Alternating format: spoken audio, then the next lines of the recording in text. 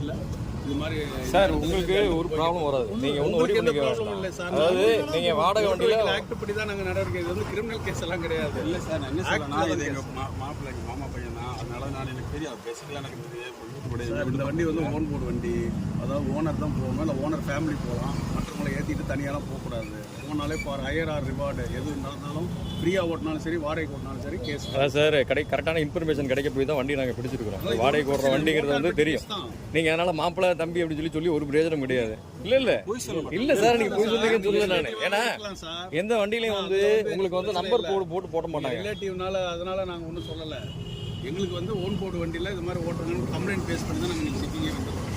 உங்களோட பேர் அட்ரஸ் எழுதுங்க. கஸ்டமர் பிக்கப் பண்ணுறது ஒரு காரோட வந்துருக்கோம். நாங்கள் உங்களை காரில் வந்து ட்ராப் பண்ணிடுவோம். ஒன்றும் ப்ராப்ளம் இல்லை. சரி, நாங்கள் பஸ் ஸ்டாண்டில் இறக்கி விடுவோம்.